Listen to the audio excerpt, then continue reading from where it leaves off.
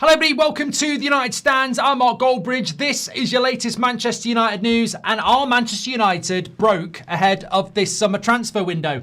Well, technically, we probably are. This is coming in from The Athletic, saying that Manchester United are expected to have some money available to spend this summer, but the amount will depend heavily on several factors, especially whether they can qualify for the Champions League next season. Now, there's more to this, but it's interesting, isn't it? We spent all of January being told United don't want to spend in January because they want to keep their powder dry for the summer. They want to go big in the summer. And in the 2 days since the transfer window was closed, we've had David Ornstein yesterday saying that it might not be the crazy summer predicting, and actions speak louder than words. And now today we're getting that Manchester United financially may be in big trouble if they don't get into the Champions League this year. Now, look, we're going to delve into this because there are things such as borrowing facilities, debt, what we owe on transfers, what we're going to make from transfers. We'll delve into all that. But you know what? Before we do, let's just break this down. United desperately need Champions League football. If they don't get it, it's looking very, very bad. Words like oblivion and major trouble. Our ownership and board are basically, and you can dress it up any way you like, but this is true. Our ownership and board, their master plan is to sack the manager that they were building something with and put all that pressure on an interim coach they know nothing about. So our whole summer transfer window depends on whether Michael Carrick and his staff can get us Champions League football. And that's the big idea. And that's nothing against Michael Carrick at all. I think he can do it, but that's not a strategy, is it? An interim guy has the hands of the club's future in their hands because we need Champions League football. And again, I look at the board and I look at the ownership and I go, they are absolutely clueless, aren't they? But with Champions League football, The Athletic says the extra revenue would significantly ease their financial situation and make a more substantial transfer spend much more feasible.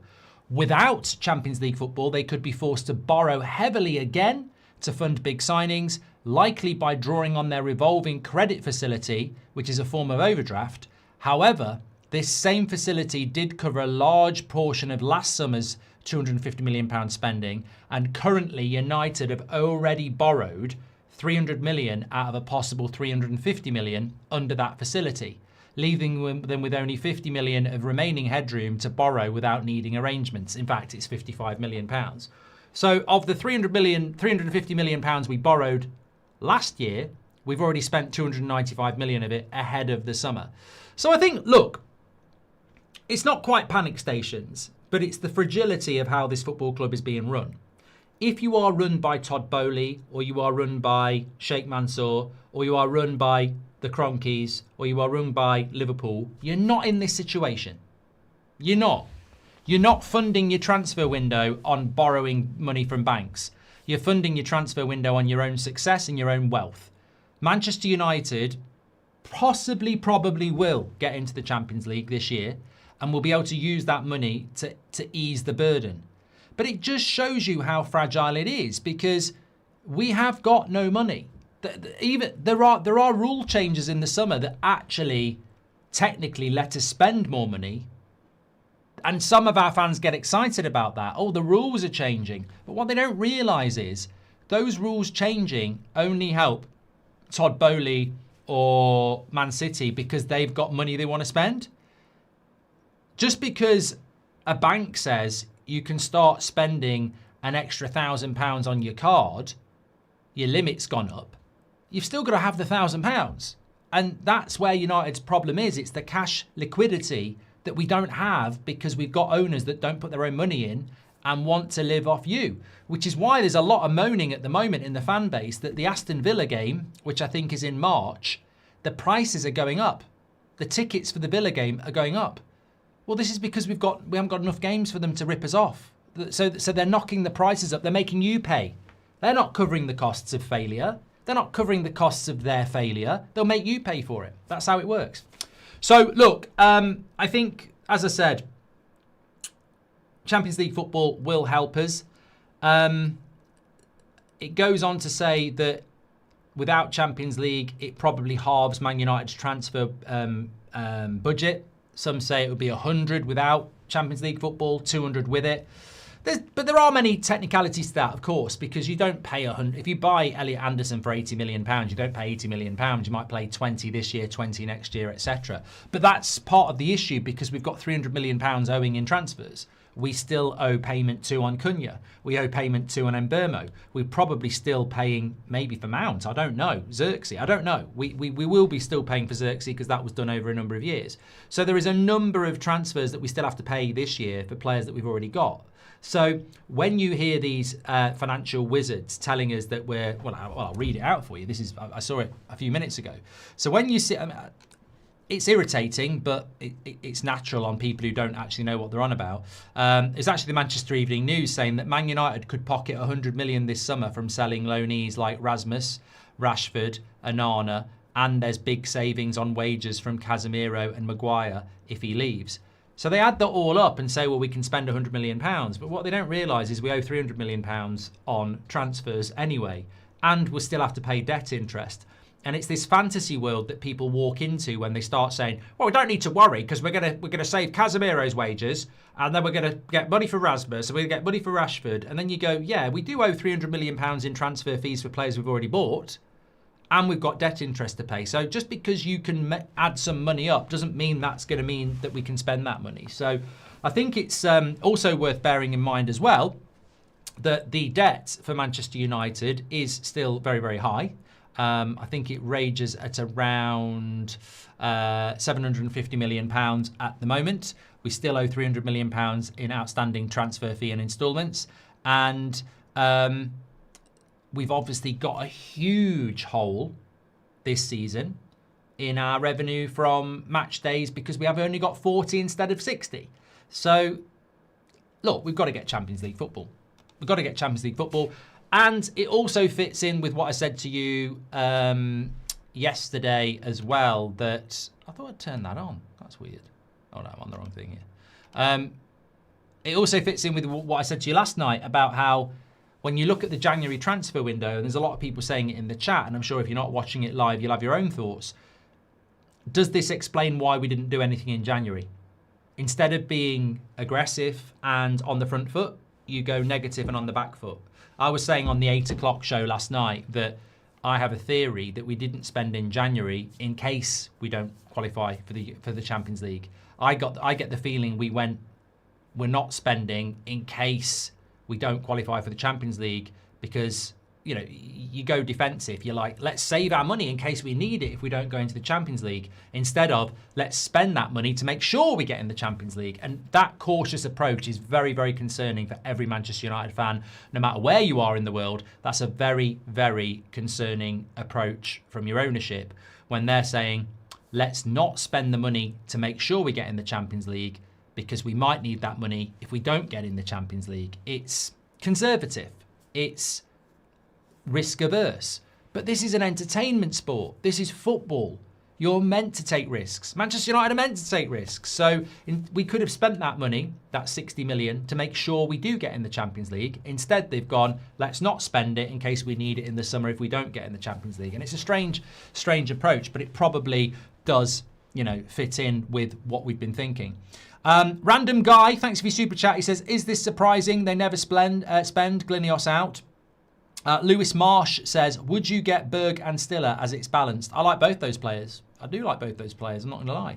Mark, doesn't it make sense to invest in players, reach the Champions League yearly and chase titles since higher ranks in the league pay us more? Yes, I was going to come on to that, Sip.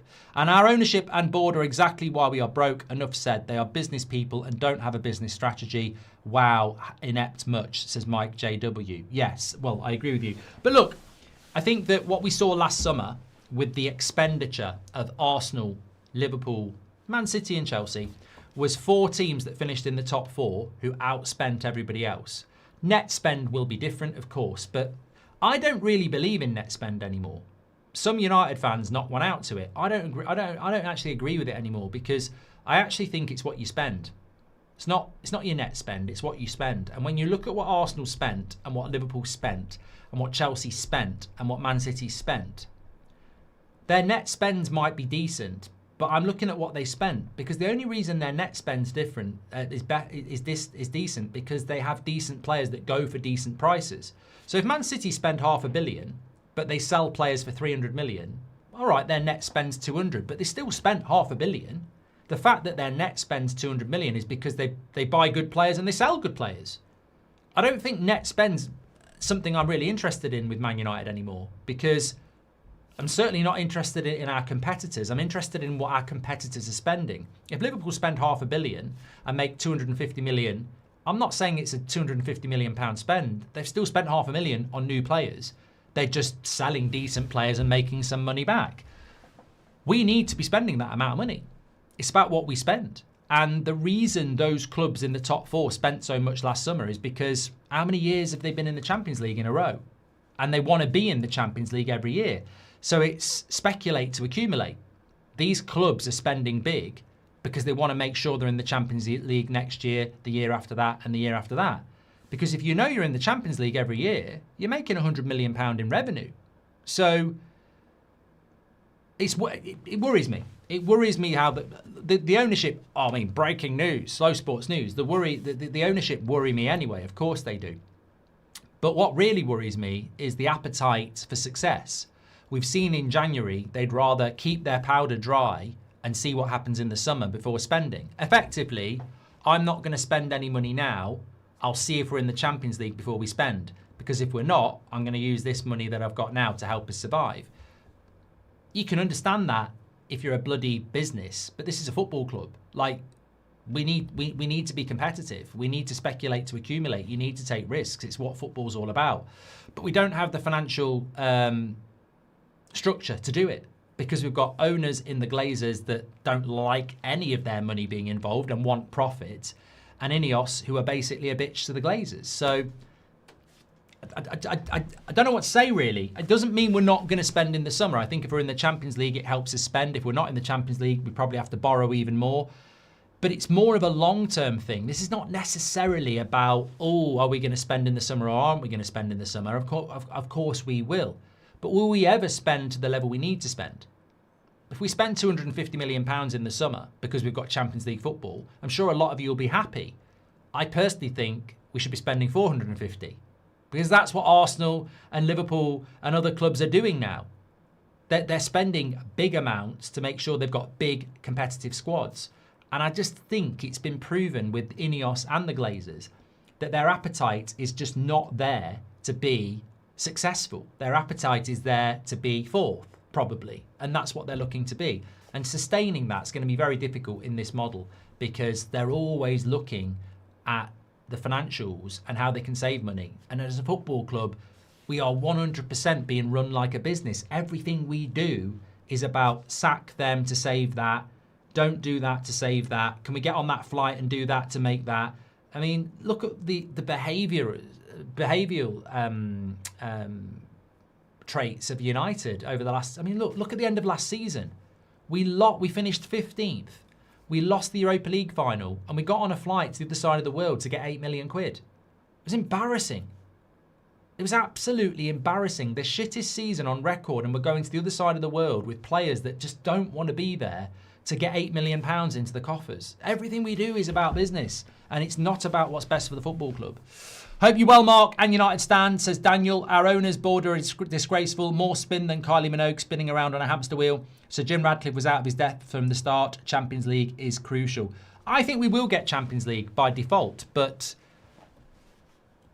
I don't even think getting the Champions League means that we're set for life. I think it just allows us to be competitive in the summer.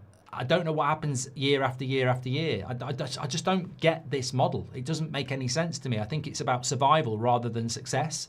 And I don't think that, as I said at the start, you're telling me our big master plan in August was to end up halfway through the season relying on Michael Carrick, Steve Holland and Jonathan Woodgate to get us Champions League football, because if we don't, we're fucked. That's not a plan. That's not a strategy.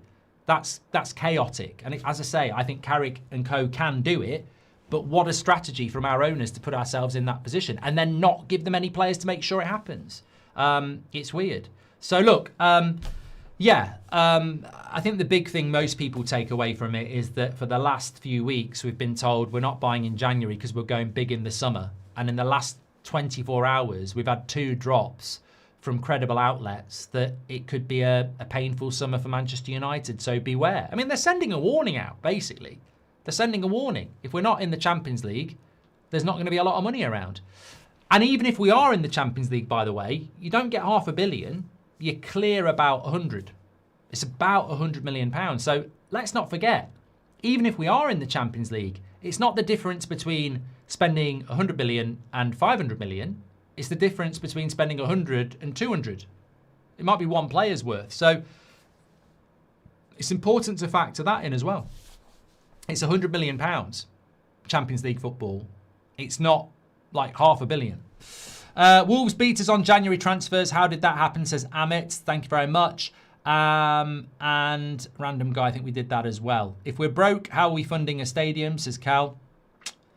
Well, you know, the stadium, a lot of people are talking about the stadium there.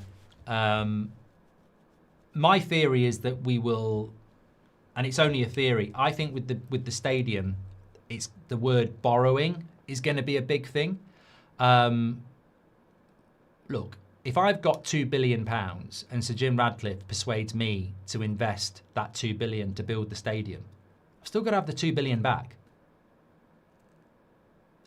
Trust me, I'm getting something back. Because if I'm giving £2 billion to build a Man United statement, I'm saying to Sir Jim Ratcliffe, that's more than you gave to the Glazers for 27%. So if you want £2 billion from me, I'm getting £3 billion back.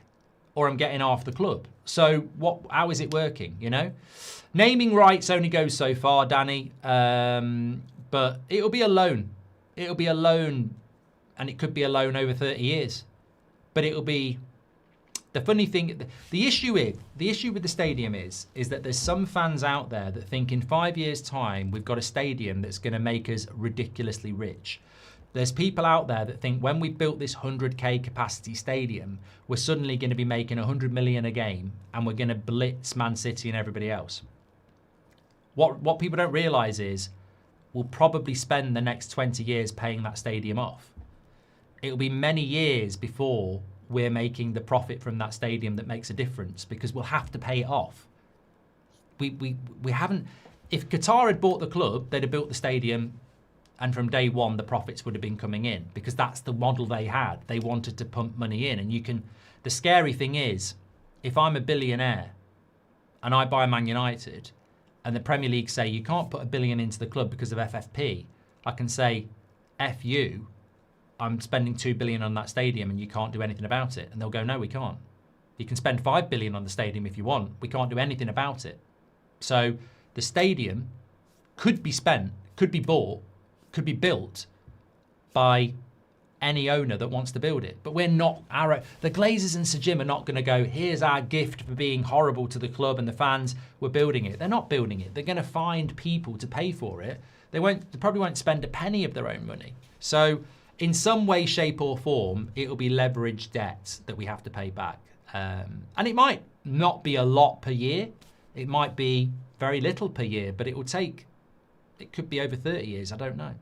If the Super League came back, would you do it, says Keel? No. Claim Your Own says, what's happening with the new stadium? I think we just covered that as well. Okay. Dom says the Glazers didn't spend a penny buying the club. Not a penny. The only penny they spend is when they piss all over the club, taking the piss out of us. You don't pay debt off, you pay interest only. Increase in revenues will will be multiples of any financing costs. Yeah, but it's not that simple, mate, is it? I've worked in finance. I'm sure you think you have. You don't just build something on debt and then never have to pay it off. You know, you don't buy £1 million house and then HSBC say, you don't ever have to pay it off, mate. You go out and spend your profit. It's not going to. You don't build a £2 billion stadium that makes you £100 million per match, which it won't be, by the way. I'm just using a figure. And then all that £100 million is yours. We're still a club. We're still a club $750 million in debt, by the way, before the stadium. We're still paying for £750 million of debt. We still owe £300 million in transfers. We've got £1 billion of debt before we even start the stadium. So don't start talking like, yeah, we'll build this stadium and all the profit's going to be ours when it's built. There'll be some way that we are paying for it because we pay for everything. And fair play to everybody who's shouting out about the Villa game because the Villa ticket prices have gone up. I mean, last time I checked, we weren't in Europe. We're in a race for 5th. And suddenly Aston Villa game is being treated like it's a top of the table clash and the Premier League's up for grabs. But who's paying for that? You lot. You're paying for that. Because they're increasing ticket prices. INEOS not spending in January out of fear of missing Champions League is basically an admission they don't believe in their own ability to spend funds intelligently, says Melek. I mean, I think it's an admission that they think we might not get Champions League football. I think not spending in January was because they were scared about not getting Champions League football, even if they spend. I mean, that's an admission of... That's not very ambitious, is it? We're not spending in January because we're scared that we might not get Champions League football and then we're in real trouble. It's a real indication of your confidence, like you say, to do your own job, isn't it? If I was in charge of Man United and it's a January transfer window and I've got 60 million in my pocket and I know if we don't qualify for the Champions League, that 60 million would come in handy in the summer. I'm spending the 60 million pounds now and I'm backing myself to make sure we get Champions League football because I don't think we're very far off. I think we could do it anyway. So I'm going to make sure we do it. Yeah. Okay, look, quick video, but I wanted to keep it very topic specific on this show. In fact, I was going to do it as a pre-record, but I thought, sod it, I'll do it as a live. So thank you everybody for tuning in. I am back with you at 7 o'clock. Get your comments in below. I think in general, I just feel like it's really easy. Support Carrick, support the players. Let's get Champions League football. Can't stand the owners. They're absolutely rubbish, and it's not going to change. You know, regime change, please.